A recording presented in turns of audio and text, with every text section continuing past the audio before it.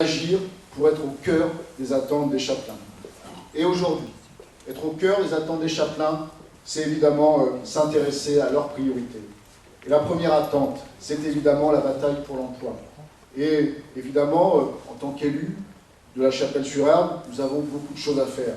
Beaucoup de choses à faire, par exemple en continuant de créer des parcs d'activité sur notre commune, pour faire en sorte qu'il y ait des emplois sur la Chapelle-sur-Erdre, ce qui sera le cas avec le développement des parcs d'activité à la Matérie Rouge ou encore à la Babinière.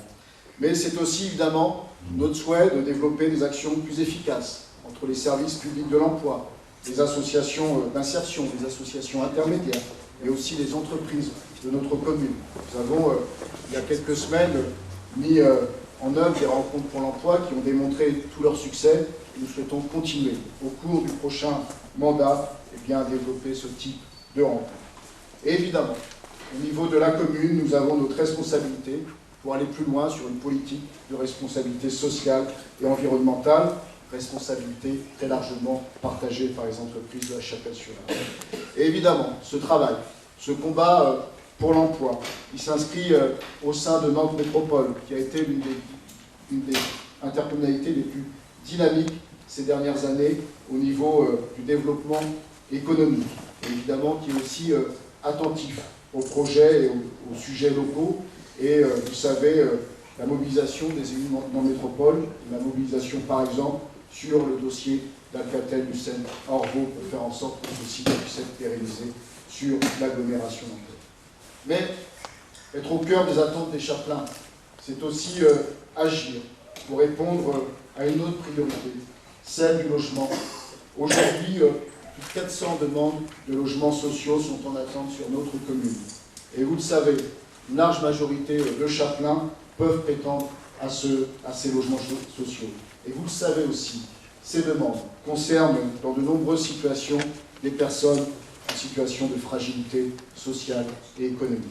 Alors il faudra encore des projets qui permettent la réalisation de logements accessibles au plus grand nombre, et aussi évidemment une réponse aux différentes évolutions des conditions de vie, que ce soit évidemment les jeunes qui souhaitent avoir leur indépendance au niveau du logement, que ce soit les aînés qui évidemment souhaitent aussi parfois avoir des logements plus petits quand les ménages sont moins nombreux, et aussi évidemment répondre à des situations de séparation familiale.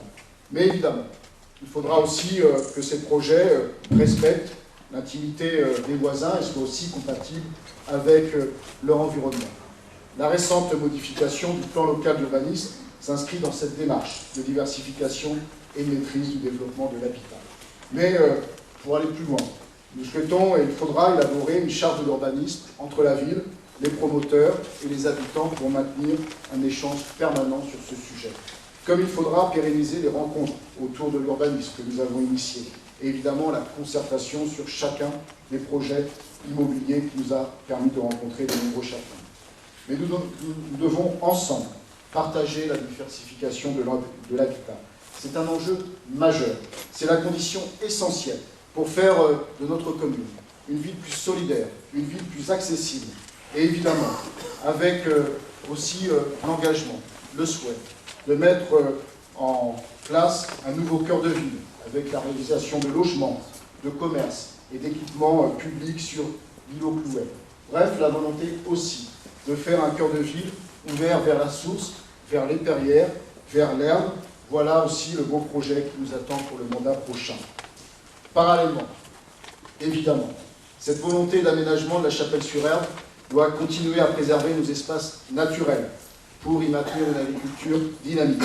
La mise en place d'un périmètre de protection des espaces agricoles et naturels, et aussi évidemment un plan d'action pour soutenir l'activité agricole, et le travail engagé sur l'aménagement foncier permettent d'atteindre cet objectif.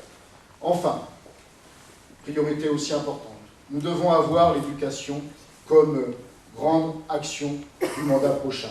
Nous avions fait de la préparation de l'avenir l'enjeu de ce mandat, et avec le suivi de la mise en œuvre des rythmes scolaires, avec la construction du futur complexe éducatif à Robert-Doisneau, avec la transformation de Halte Garderie en multi-accueil, nous allons une nouvelle fois montrer que la question éducative est un enjeu essentiel pour le devenir d'une ville.